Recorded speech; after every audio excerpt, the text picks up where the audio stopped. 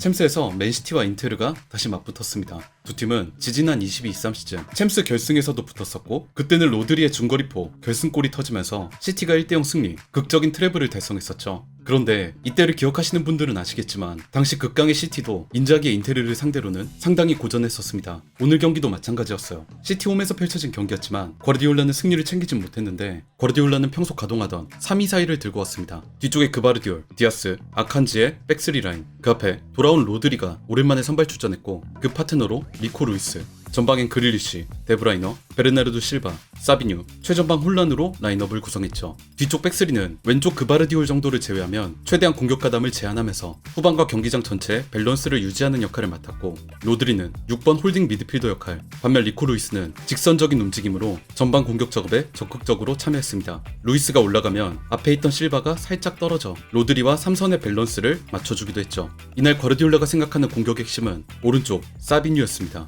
뛰어난 드리블, 박스 타격 능력을 가진 사비뉴에게 최대한 많은 공간을 줌으로써 그가 자기 능력을 최대한 활용할 만한 환경을 만들어주겠다. 사비뉴에게 많은 공간, 즉 그를 넓은 공간에 아이솔레이션 시키기 위해서 과르디올라는 왼쪽 공간에 과부하를 걸었습니다. 측면에서 키핑 능력이 좋은 윙어 그릴리시를 왼쪽에 두고 그 주위에 데브라이너, 베르나르도 실바가 움직이게 만들어 최대한 많은 상대 선수들을 이 왼쪽 공간에 끌어들이도록 지시했죠. 그리고는 가운데 리코 루이스를 거치거나 로드리의 방향전환 패스 한 번으로 오른쪽 넓은 공간을 차지한 사비뉴에게 볼을 전달하도록 했습니다. 예를 들면 이 장면이에요. 말씀드렸듯 왼쪽 공간에 그릴리시, 데브라이너가 위치해있고 추가로 혼란, 로드리까지 왼쪽에 치우쳐 해당 공간에 과부하를 걸고 있습니다. 여기서 선수들끼리 볼을 돌리다가 최종적으로 볼을 가진 로드리가 정확한 롱패스로 반대편 사비뉴에게 볼을 전달, 사비뉴가 드리블을 펼칠 환경이 만들어지죠. 인테르의 견고한 수비라인 때문에 사비뉴의 박스 진입이 이루어지진 않았지만 이날 과르디올라가 생각한 전체적인 그림이 뭔지 확인할 수 있는 장면이었습니다.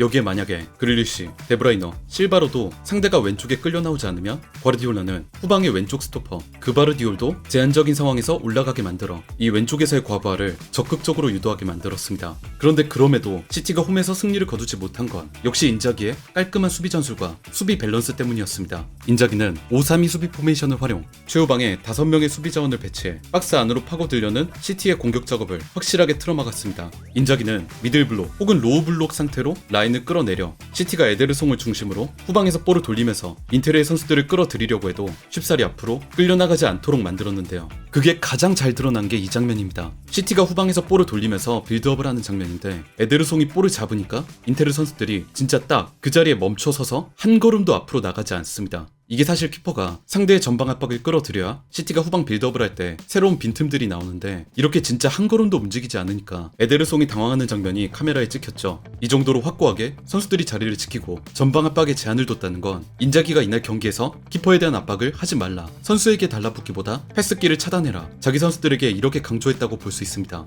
이날 인자기가 가져온 승리 플랜은 균형 잡히고 완벽한 수비 밸런스, 그리고 최후방에서의 볼 탈취, 예리한 역습이었습니다. 물론 중원에서의 탈취도 좋지만 인테르의 노림수는 이 최후방 지역에서의 탈취였어요. 시티가 볼을 가지고 파이널 서드에서 시퀀스를 전개할 때 5백의 탄탄한 수비를 기반으로 이 볼을 빼앗은 뒤 빠르고 간결하게 역습을 전개하는 것, 그걸 위해서 인자기는 의도적으로 전체적인 볼 소유권과 경기 지배권을 시티 쪽에 내줬고, 그 결과 시티 쪽이 6대4의 점유율, 슈팅수 22개로 전체적인 지표상 우위를 가져갔습니다. 그런데 경기를 보신 분들은 아시겠지만 이 데이터만 보고 시티가 우세했다 얘기하기가 어려운 게 뭐냐면, 어쨌든 경기 결과가 0대0, 인테르가 끝까지 실점하지 않았다는 것, 그리고 인자기가 가져온 전술 컬러에 맞게 굉장히 위협적인 역습 그림이 여럿 나왔다는 겁니다. 이 장면을 살펴보겠습니다. 시티가 아까 말씀드렸던 것처럼 왼쪽에 선수를 많이 배치해서 공격 작업을 하고 있습니다. 그런데 인테르의 수비 진영이 워낙 견고하다 보니까 쉽사리 전환을 할 수 있는 길이 보이지 않는 상황이에요. 여기서 볼을 잡은 데브라이너가 앞쪽에 있는 베르나르도 실바를 노리고 조금 도전적인 패스를 넣었는데, 이게 끊기면서 인테르에게 역습 찬스가 넘어갑니다.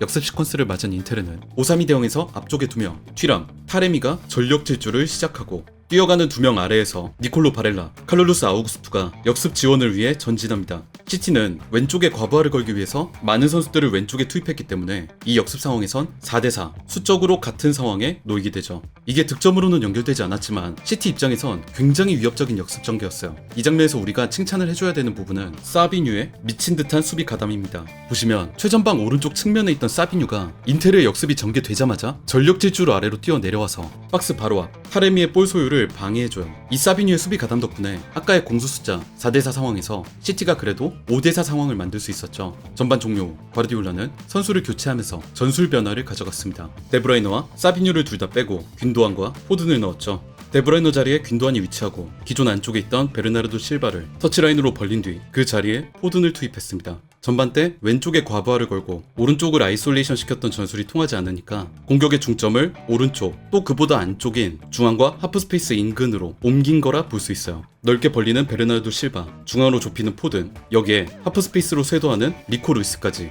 파이널 서드까지 올라갔을 때 선수들의 창의적인 연계를 통해서 5-3-2 수비의 빈틈을 만들어내겠다. 또 여기엔 어쨌든 저 인테르의 견고한 수비가 후반전 내내 이어지지는 않을 거다. 선수들의 체력과 집중력이 떨어지는 타이밍이 반드시 올 거다. 이런 계산도 어느 정도 깔려 있었겠죠. 그러면서 과르디올라는 우리가 볼을 끌고 올라가는 게 어렵다면 상대가 빌드업 대형일 때 이걸 위에서 끊고 올라가자는 의미의 강력한 전방 압박을 주문했습니다.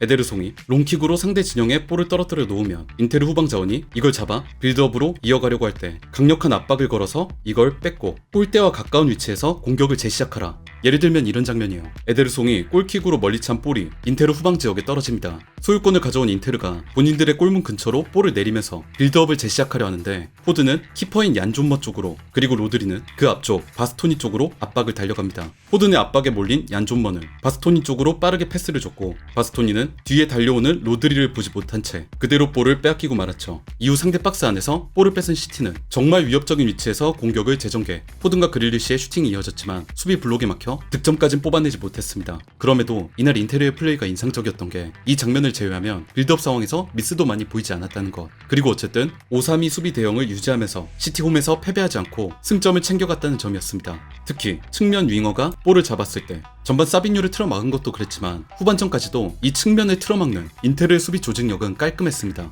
이 장면을 보실게요. 시티가 그바르디올, 그릴리시를 통해서 왼쪽에서 공격을 전개하려고 합니다. 그릴리시가 볼을 잡자마자 5-3-2 대형에서 맨 오른쪽에 있던 다르미안이 튀어나오고 중앙에 있던 바렐라가 내려와 굉장히 빠른 시간에 협력 수비에 가담해 그릴리시 앞에 2대1 상황을 만듭니다. 이 수비를 앞에 둔 그릴리시는 쉽게 앞으로 전진하거나 볼을 투입하지 못하고 다시 그바르디올에게 볼을 넘겨줍니다. 이런 식으로 시티 윙어가 볼을 잡으면 항상 중앙에서 협력 수비가 들어와 틀어막는 장면이 자주 나왔는데 이게 말로만 하면 쉽지 경기 내내 선수들이 조직적인 수비를 유지했다는 것 상당히 인상적이었습니다. 물론 후반전 막바지에 갈수록 인테르의 체력적인 부분 그리고 좁은 지역 박스 안쪽에서 위협적인 장면들을 만들어내는 균도안으로부터 득점에 가까운 장면들이 나오긴 했습니다만 그럼에도 그 막강한 맨체스터 시티를 상대로 그들 홈에서 중요한 무승부를 가져갔다는 건 이날 경기에서만큼은 인자기가 조금 더 미소를 지을 만한 결과가 아닌가 생각합니다. 역시 전술가라 불리는 두 명장들의 싸움답게 축구팬 입장에선 굉장히 볼거리가 많았던 재밌는 경기였습니다.